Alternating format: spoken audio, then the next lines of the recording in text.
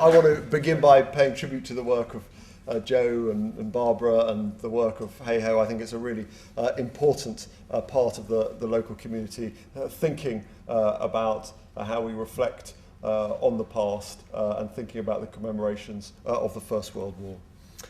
Ladies and gentlemen, after the defeat of the Allied forces at Gallipoli, Mustafa Kemal Ataturk, the commanding general of the Ottoman forces during the Dardanelles campaign and later president of the Republic of Turkey, said in honour of the Allied war dead, including many from the North Staffordshire regiments, "Heroes who shed their blood and lost their lives, you are now lying in the soil of a friendly country. Therefore rest in peace. There is no difference between the Johnnies and Mehmets to us where they lie side by side here in this country of ours. You, the mothers who sent their sons from faraway countries, wipe away your tears. Your sons are now lying in our bosom and are in peace. After having lost their lives on this land, they have become our sons as well."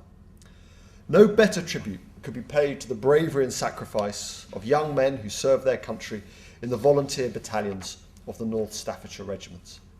Potters, steel workers, coal miners, navvies, clerks, managers and pot bank owners all put their lives at risk at the front and often paid the ultimate sacrifice in service of their country and for the defence of democracy and international law. Therefore, the centenary commemorations for the First World War this year, combined with last month's 70th anniversary of the D-Day landings, provides us with a unique opportunity to reacquaint ourselves with our not too distant past, to discover the role of the potteries during the events of the 20th century, both the horrors and the triumphs, the sacrifices endured and the victories won. This century of conflict, what Eric Hobsbawm famously called the age of extremes, shaped our contemporary world.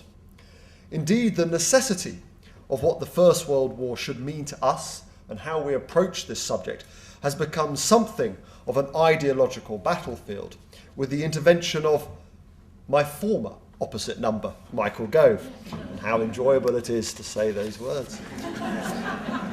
While the centenary commemorations this year offer an opportunity to engage all age groups and sections of society in a careful reappraisal of the Great War and Britain's role in its outbreak and prosecution, the former Education Secretary chose instead to open up what I felt was a more divisive front in the historical discussion about this monumental chapter in our island history. Presenting a caricatured version of Max Hastings' thesis that the conflict was simply a struggle against German tyranny, Michael Gove chose the pages of the Daily Mail to call for, quotes, "the battling of left-wing myths that belittle Britain," and to denounce historians who he deemed to be denigrating patriotism, which was not, in my view, the most consensual or reflective way to think about the 1914 to 18 commemorations.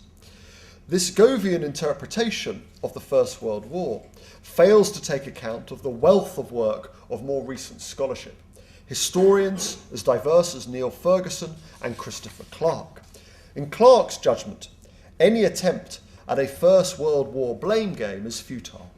He wrote, "The outbreak of war is not an Agatha Christie drama, at the end of which we will discover the culprit standing over a corpse in a conservatory with a smoking pistol. There is no smoking gun in this story, or rather, there is one in the hands of every major character." But to dispute Clark, Michael Gove did find his culprit, and it was, of course, Baldrick. Denouncing the much-loved television comedy series Blackadder, he accused the show of denigrating patriotism and courage by propagating myths by left-wing academics. As I shall demonstrate, those men from the potteries who went to war in 1914, many of them left-wingers and trade unionists, needed no lectures from the Education Secretary on the virtues of patriotism. But regardless of the differing views that many are sure to have about this cataclysm from our nation's past, the centenary is surely a once-in-a-generation opportunity to reflect on events with thoughtful contemplation and academic rigour.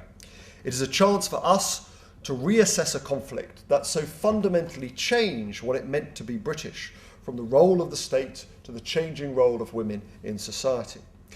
So this evening I want to talk about the role of the potteries during the First World War, its people, and how the sacrifices made by people of all walks of life, both at home and at the front, demonstrated a patriotic spirit in the potteries that spans a period of time encompassing, yes, the battlefields of the Somme, but also the resurrection of Lidice after the Second World War and the brave sacrifices of the men and women of the 3rd Battalion of the Mercian Regiment in Afghanistan most recently.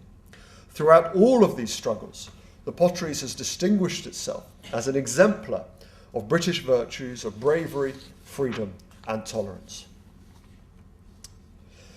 The outbreak of war swept all people involved into the concept of total war, and the potteries and its supporting industries were no different.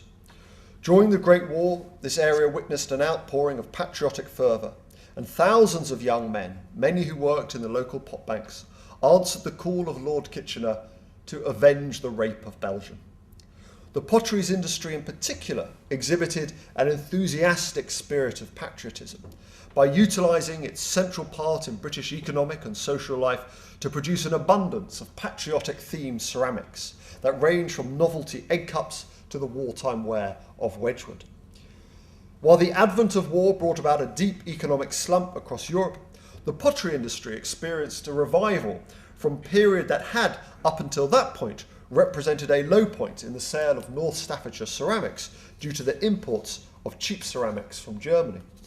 Indeed, the leading pottery manufacturers of the area had spent the previous decade calling for action to be taken to restrict German ceramic imports, and therefore could rightly claim to have long warned of the dangers of the encroaching influence of Prussianism in Britain. Amongst the most preeminent of the pottery manufacturers, since the beginnings in fact, was of course the Wedgwood family. As local worthies, the Wedgwoods not only employed a large population in North Staffordshire, they also were political and civic leaders who showed leadership through their actions. One such exemplar was Cecil Wedgwood. Major Wedgwood, first son of Godfrey Wedgwood and Mary Jane Jackson Hawkshaw, first saw military service during the Boer War as part of the 4th Militia Battalion North Staffordshire Regiment, where his actions during that conflict gained him a Distinguished Service Medal. After the war in South Africa, Cecil took up his familial role as a partner in the famous family business, which eventually saw him rise to chairman of the board and managing director. Through his dedication to local civic duty, he became the first Lord Mayor of the newly incorporated city of Stoke-on-Trent. By the time of the outbreaks of hostilities in the summer of 1914, he was 51 years of age. But Cecil eagerly offered his service to King and country in its hour of need. However, he was turned down for active military service by the army. Undeterred, Cecil Wedgwood set about raising his own battalion of volunteers from the pot banks to fight on the Western Front, the 8th Battalion North Staffordshire Regiment, popularly known as the Potters. As part of 19th Division, they saw action on the second day of the Battle of the Somme in July 1916. Tasked with advancing into La Boisselle to link up with the remaining units of the Tyneside Scottish that had received such heavy losses on the first day of battle. Leading his men over the top to the rallying cry of "Come on you Potters," Major Wedgwood and the 8th Battalion helped achieve the objective of taking La Boisselle and securing it from German hands. However, despite achieving their objectives, the 8th Battalion sustained heavy losses on the second day of battle, and one amongst the fallen was Major Cecil Wedgwood himself. The sacrifices of the men of the 8th Battalion North Staffordshire Regiments on the second day of the Battle of the Somme, a battle that would last for a further 3 gruelling months, like so many thousands who gave their lives during that battle, have been described by many, particularly by Neil Ferguson in his book The Pity of War, as representing the futility of the conflict that raged between 1914 and 18. However, I believe that many of those sacrifices made by pot bank workers, coal miners and civic leaders also represent a spirit of sacrifice and solidarity that spans through the history of the potteries. Indeed, when one considers the number of commendations, medals and honours bestowed upon fighting men from the potteries, what is clear is that the Potters never shied away from battle and committed acts of unbelievable heroism. To list just a few recipients of military medals and distinctions from Stoke-on-Trent during the First World War alone demonstrates that the Potteries did not lack a wealth of brave and heroic individuals who were willing to sacrifice their lives for king, country and empire to defend the weak and the oppressed from what they regarded as imperialist aggression. Such individuals like Percy Bolton, a flying ace who was born in Hanley in 1898. He signed up for the front when he was old enough and eventually joined the Royal Flying Corps in 1918 and took part in 6 major air battles that won him the Distinguished Flying Cross. Or Wilfred Green, who flew in 7 major air battles and was awarded the Distinguished Flying Cross, as well as the Légion d'honneur and the Croix de Guerre from our French allies for his heroism in the skies over France and Belgium. Similarly, John Harold Rhodes, born in Packmore in 1891, went to school in Newchapel before going to work in Chatley-Whitfield Colliery. In 1910, he joined the Grenadier Guards for 3 years before returning briefly to the pits, a job rapidly interrupted by the outbreak of hostilities in 1914. He returned to military service as a reservist and Lance Sergeant in the 3rd Battalion of the Grenadier Guards, being awarded the Distinguished Conduct Medal in 1915. However, it would be his actions at the Battle of Pearl Capella in 1917 that would earn him his Victoria Cross. To quote from the commendation, "For most conspicuous bravery when in charge of a Lewis gun section covering the consolidation of the right front company. He accounted for several enemy with his rifle as well as by Lewis gunfire, and upon seeing 3 enemy leave a pill box, he went out single-handed through our own barrage and hostile machine gun fire, and effected an entry into the pillbox. He there captured 9 enemy, including a forward observation officer connected by telephone with his battery. These prisoners he brought back with him, together with valuable information." Another local hero and Victoria Cross recipient, Ernest Albert Egerton, joined up as a 19-year-old corporal in the 16th Battalion, Nottingham and Derbyshire Regiment, popularly referred to as the Sherwood Foresters. It was at the Battle of Passchendaele that he demonstrated the bravery so evident amongst the North Staffordshire regiments. On the 20th September 1917, Corporal Egerton took part in an engagement south of Ypres. As dispatches recounted shortly after the event, during an attack, visibility was bad owing to fog and smoke.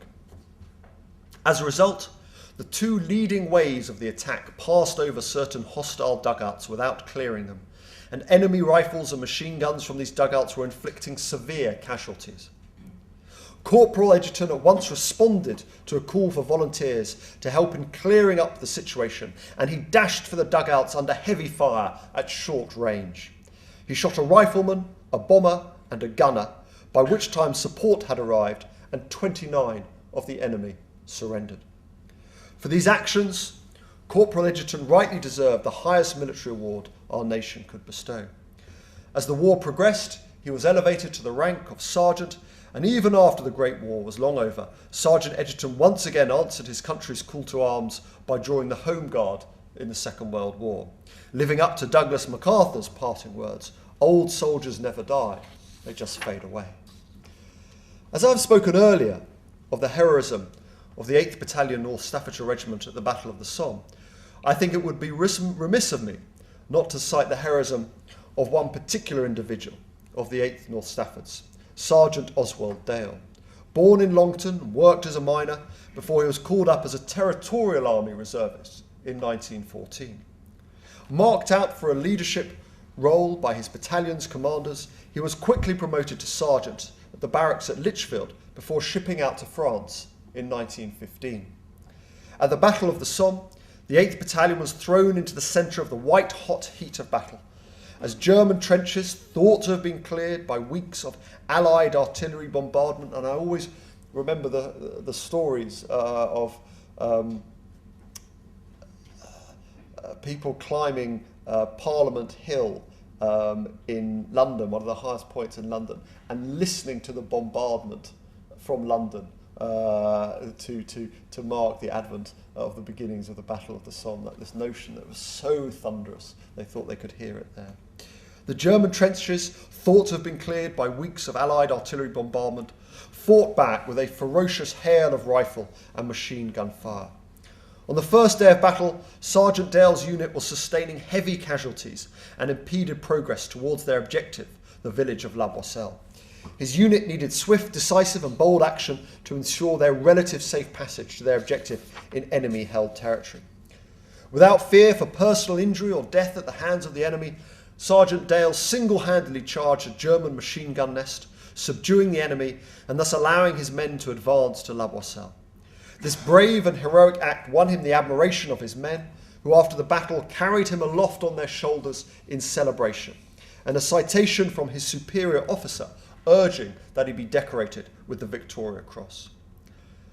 However, not all of the experiences of the First World War by the Potteries was to be felt by those on the front line through battles, medals, citations, and yes, fatalities. The latter of these would also be experienced by those loved ones left behind at home who would experience the trauma that the dreaded information from the War Office would bring the news of a lost loved one serving at the front. In November of 1864, a Miss Lydia Bixby of Boston, America, famously received an official letter offering condolences and at least some consolation in the recent loss of her 5 sons during the American Civil War that had so savagely torn her country in two. It read, "Dear Madam, I have been shown in the files of the War Department a statement of the Adjutant General of Massachusetts that you are the mother of 5 sons who have died gloriously on the field of battle. I feel how weak and fruitless must be any word of mine which should attempt to beguile you from the grief of a loss so overwhelming. But I cannot refrain from tendering you the consolation that may be found in the thanks of the Republic they died to save. I pray that our Heavenly Father may assuage the anguish of your bereavement and leave you only the cherished memory of the loved and lost, and the solemn pride that must be yours to have laid so costly a sacrifice upon the altar of freedom. Yours very sincerely and respectfully, Abraham Lincoln." For Mrs. Taylor of Northwood, there would be no such letter to beguile her from the grief of a loss so overwhelming, nor would she receive such consolation for the sacrifice she had made as a mother upon the altar of freedom. No, Mrs. Taylor and her family would be unable to find respite from the horrors of the war at home. The armistice on the 11th of November 1918 may have been cause for the whole city of Stoke-on-Trent to celebrate, but I doubt the ending of hostilities gave much comfort for the Taylor family. 4 of the Taylor brothers served with the 7th Battalion North Staffordshire Regiment. Jessie died on the hospital ship heading back from Gallipoli, George in Mesopotamia, Arthur at the Somme, and her youngest Thomas at Hazebrouck. George's name now resides on the Basma Memorial in modern-day Iraq, a poignant link to our present when men from North Staffordshire have once again fought on familiar terrain. In this one family, we see firsthand the devastating losses that would be inflicted upon countless families across the Potteries and North Staffordshire. But the resolve that each of these families and their sons, brothers and fathers serving at the front met such trauma was characteristic of the stoic resilience of the Potteries during an epoch of war. The service records of our local battalions speak to the valour and self-sacrifice of its people from all walks of life. To list the battles and engagements of Potteries battalions, such as the 5th and 8th battalions of the North Staffordshire, is to provide a roll call of poignant place names that are forever remembered as hallowed ground: the Somme, Ypres, St. Quentin, Gallipoli. One such battle that saw active participation by Potters battalions, now so infamous in our collective imaginations due to the sheer horror of the slaughter in the autumn mud of 1917, was the 3rd Battle of Ypres, or more commonly known today simply as Passchendaele. Indeed, so infamous is its place in history that it remains a point of contention amongst politicians, generals and commentators of the period and historians of today. In his memoirs some 20 years after the events of the First World War, Prime Minister David Lloyd George declared that, quotes, Passchendaele was indeed one of the greatest disasters of the war. No soldier of any intelligence now defends this senseless campaign. However, other voices have argued that the offensive was vital in holding German forces down in Flanders, so that other operations in places such as Cambrai would be provided valuable breathing room to succeed. But whatever the verdict that history should ultimately bestow upon Passchendaele, if any at all, what is clear is that the immense loss of life surely places it in one of the worst brutal engagements of the First World War. And it was North Staffordshire battalions that bore the brunt of these heavy losses throughout the 3-month Allied offensive in 1917.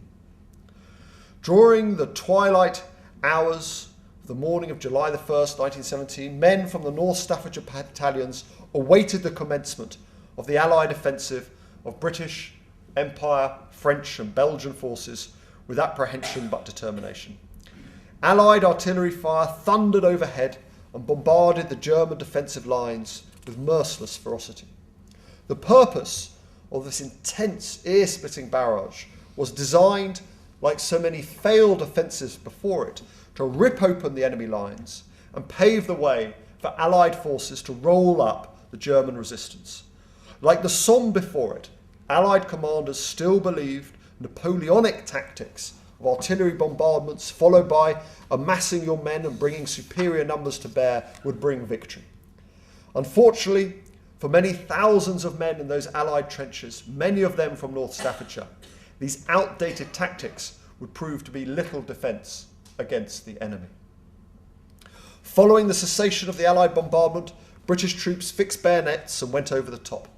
Amongst them, the men of the 1st Battalion, North Staffordshire, charged into the jungle of twisted metal, rusted barbed wire and hollowed shell craters that was no man's land.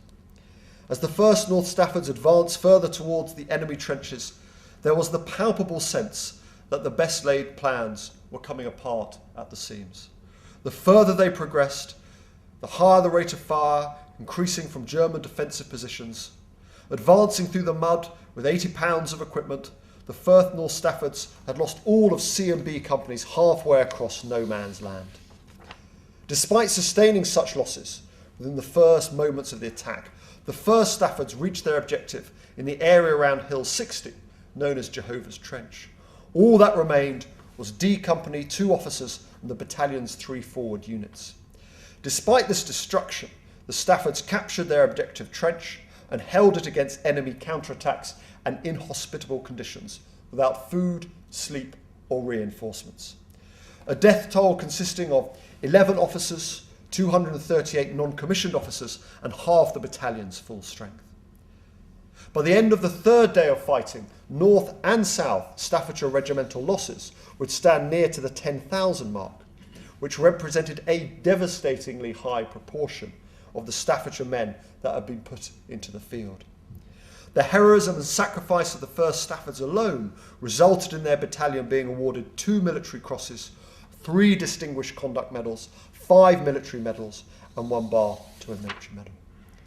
But if there is one engagement that crystallises the futility of trench warfare and the heroism of British Tommies, especially those of the North Staffordshire regiments, then it is the engagement known as the Battle of Hohenzollern that took place during the Battle of Loos in 1915. After the stalemate had set in on the Western Front during the winter of 1914-15, Allied commanders began searching for the next breakthrough that would give them that all-important penetration through the Hindenburg defensive line. With numerical superiority working in the Allied favour, and a third of the German army increasingly occupied with events on the Eastern Front, now seemed the opportunity for the Allies to push their advantage. An almighty artillery barrage against the enemy defensive positions, with the objective of obliterating those fortifications, would again mark the beginning of the initial phase of the offensive, with simultaneous attacks being launched from Champagne and Artois, and forcing the Germans to fight on open ground against a more mobile and numerically superior force. A simple but genius solution to the stalemate on the Western Front. However, as would become all too apparent with unremitting horror in the following years, this would not be the much anticipated breakthrough that Allied commanders would bring forth the final victory. What those commanders, such as Field Marshal Douglas Haig, who Lloyd George would later refer to as the butcher of the Somme, did not realise was that previous French assaults at Vimy Ridge in May and July had left the Germans with the higher ground, which offered a built-in advantage for the defenders. This factor would prove disastrous for the soon-to-be advancing soldiers of the 5th and 6th Battalions of the North Staffordshire Regiments. During the lull between the French assaults earlier in the year and the forthcoming Battle of Loos, the Germans had refortified their position in the area with particular care made to the fortifications known as the Hohenzollern Redoubt. On the morning of the attack, scheduled for the 12th of October, Private Joseph Barlow of Fenton recalled the scene amongst the men of the 5th North Staffords. The officers sent word along that we were to buck up, that they were proud of us and must bid us a last farewell. We raised a cheer and sent word back that we trusted them and were proud of them and would follow them anywhere. And with those parting words, the North Staffords were issued with 3 days' rations, 220 rounds of ammunition, and 3 empty sandbags each before being sent over the top. Allied artillery unleashed a hail of gas shells at the German lines, which created a dense yellow wall of smoke across no man's land. Unfortunately, the gas did not carry far, if at all, into German lines, and many British troops were poisoned due to poor planning and timing for the release of the phosphorus gas. It would take them until the next morning to reach the trenches, where they launched their assault, trying to gain a bit more ground from the German forces. But the attack was a failure. When the German defenders quickly regrouped and responded with a hail of machine gun fire, the assault ground to a halt, and the German counterattack regained ground that the North Staffords had taken only a few hours before. Of the 700 officers and men who marched out to take Hohenzollern Redoubt, barely 200 returned to their lines, with most of those fallen being killed in less than 1 hour. The poignancy of this setback for the North Staffords was brought home by the loss of one of those 700, Lieutenant Colonel John Hall Knight of Newcastle. The solicitor turned army officer took charge of the 5th Battalion in 1915 and led them off to the Western Front from their Lichfield barracks. Popular with his men, he was every bit the dashing British Army officer immortalised through the propaganda of the time. Sadly, Lieutenant Colonel Knight was to be reported missing after the first day of combat and later confirmed dead once it was established he did not manage to survive the first charge against the Redoubt. He was unceremoniously buried in an unmarked grave in no man's land, only identifiable to his men by the colonel's riding crop found alongside his body.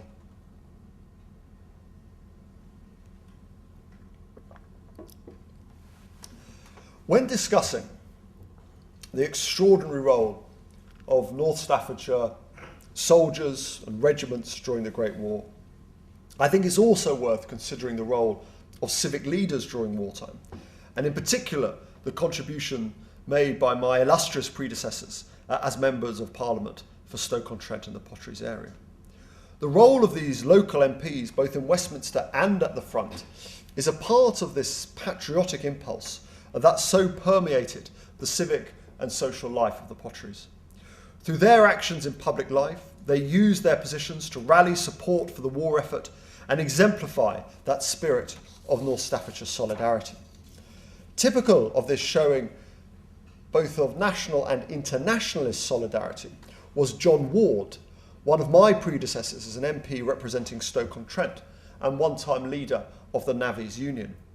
Born in Surrey in 1866, the son of a plasterer who started working life at the age of 7, John Ward had the background common amongst many of the great trade union leaders of the late 19th and early 20th century.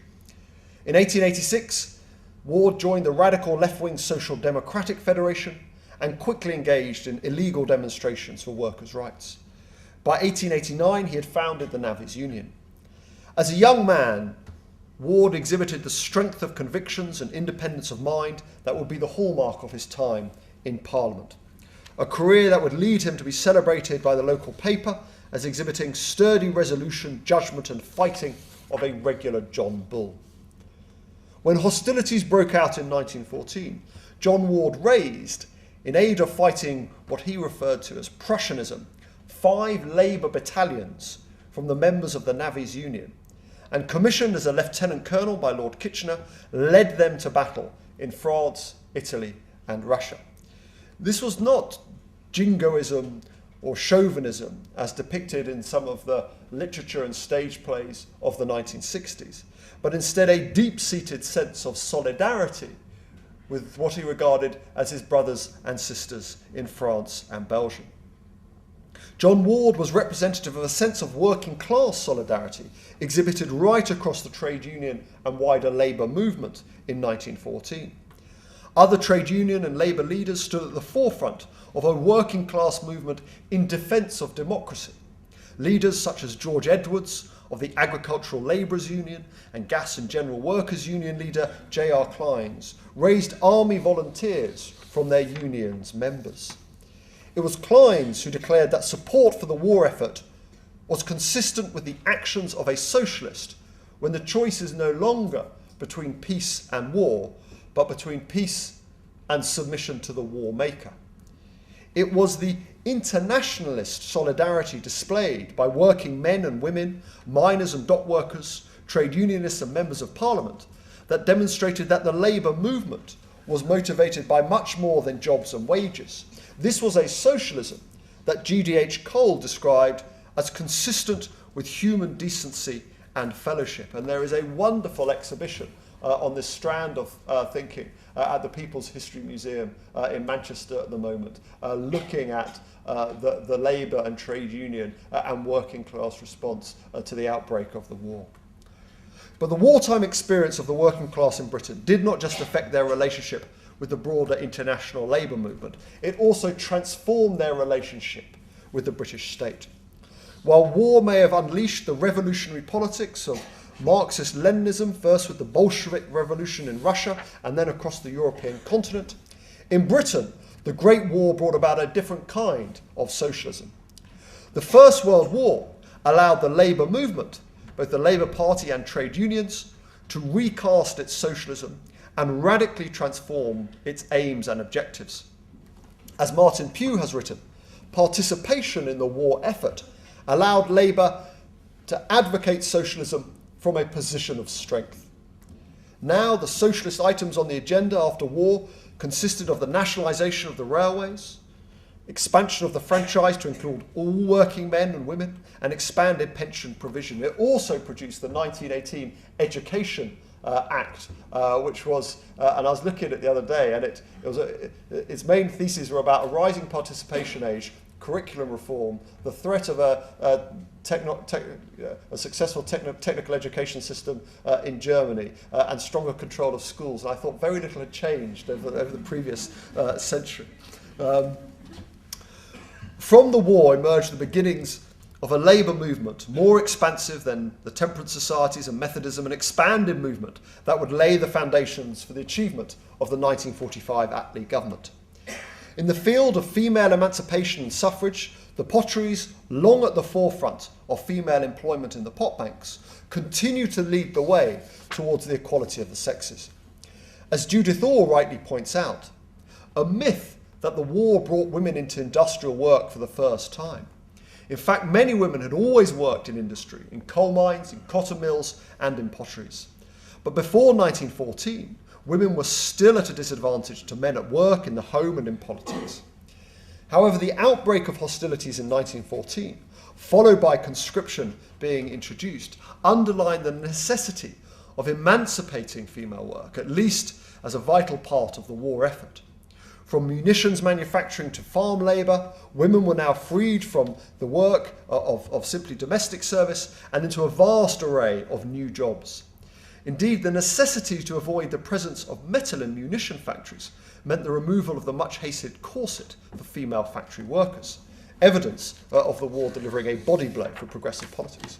Even here, in Stoke-on-Trent, this sweeping transformation in the relationship between women and work and women in society at large was evident. The Wedgwood family led the way in this progressive impulse through the advancement of women within the workplace to fill the void left by so many of the men at the front, allowing women to take up more senior positions in the firm that had up until that point been occupied solely by their male colleagues. The example for women in the workplace was shown by Doris Audrey Wedgwood. When war broke out in 1914, the Wedgwood men dutifully went abroad to serve. Out of the need for effective management at the family firm, Doris assumed the role of company director, learning every part of the business through working hands-on from the mill and slip house upwards. After the war, Doris was promoted to company secretary, an outstanding achievement at the time, and thereby taking her place amongst the wider female workforce that had found a much stronger position within the British employment system. From pioneering women in the pot banks to the enfranchisement of women, albeit not all of them till later, under the Enfranchisement of the People Act 1918, the First World War was the crucible into which the future of so much modern Britain was forged. Symbolic of this transformation from the late 19th century liberalism towards the socialism of the early 20th century was another notable parliamentarian from North Staffordshire, Josiah Jos Wedgwood. Born in Barlaston, Staffordshire, Josiah Wedgwood IV was educated at Clifton College and then went on to study at the Royal Naval College at Greenwich, where he applied his proficiency in mathematics to the munition firm Elswick's rather than take on a job in the family business he was expected to assume. Elected to Parliament as a Liberal Party candidate for Newcastle under Lyme, Wedgwood marked himself out as a fiercely independent voice for his constituents and a tribune for radical ideas. From support for land reform to the defence of the dignity of the mentally ill, Josiah Wedgwood IV was a parliamentarian who exhibited the radical and compassionate spirit of the Potteries. When the war came in 1914, Josiah answered the call of king and country just like his fellow potters. Seeing action in France in 1914 and then the Dardanelles, Wedgwood demonstrated the courage and devotion to duty of so many of his compatriots. It was in the Dardanelles that Lieutenant Commander Wedgwood received the Distinguished Service Medal for his integral part in the Allied landings at Cape Helles, fighting alongside the volunteers of the so-called Zion Mule Corps. It was here in the heat of battle during the Gallipoli campaign that Wedgwood's philo-Semitism, that his support for the Zionist cause and the State of Israel began, where he witnessed the bravery of Jewish volunteers to the cause of the British Empire and began a lifelong mission to campaign for the establishment of a Jewish homeland for the Jewish people. In later years, this moral crusade on the part of Wedgwood was recognised by the State of Israel and its citizens through many public dedications and commemorations in his memory. From street names in Tel Aviv and Jerusalem to kibbutzes and naval vessels, the Potteries' spirit of compassion and support for radical causes left its impression through the medium of the First World War in a small corner of the Middle East. From Flanders to Baku, from Siberia to Gallipoli, from Palestine to Italy, the men of the North Staffordshire regiments shed their blood in the cause of freedom and anti-imperialism. Like generations of potters before them, they wholeheartedly supported a cause that at its heart was about defending the powerless from aggressive actions of imperialist powers. From potters to bank clerks, from coal miners to pot bank owners, the people of North Staffordshire continued on a great tradition which stretched right back to the American Revolution and the campaign for the abolition in the trade in slaves of the cause of human freedom. Starting with the slave trade abolition, the American War of Independence, the people of the Potteries exhibited an element of that character that represents the finest elements of the British spirit with its commitment to liberties and the defence of those freedoms. For 300 years, that is precisely what members of the 3rd Battalion Mercian Staffords, the Staffordshire Regiment, the 38th Foot, and going as far back as the early 18th century Lillingston's Regiment, right back in the early 1700s, have been doing to protect us and our freedoms. As the 3rd Mercian Staffords have just returned from another tour of Afghanistan, a final tour, it is worth us contemplating the immense sacrifices that this regiment and its predecessors have made on our behalf, going right back to the First World War. In all, the North Staffords raised an astonishing 19 battalions during the Great War. That, as I've demonstrated, saw service in many of the major theatre deployments of that period. The sacrifices of the people of the Potteries during the First World War and many conflicts since have demonstrated that the Potteries deserve a place in the history that is more than a history of Wedgwood ceramics and bottle kilns. It is a history of a spirit of devotion to duty, compassion and defence of the oppressed that arches throughout our history, going through Lidice to recent service. It is this patriotic spirit of Potters, men and women from here in North Staffordshire that, to paraphrase Rupert Brooke, has made some corner of a foreign field that is forever the Potteries. Thank you.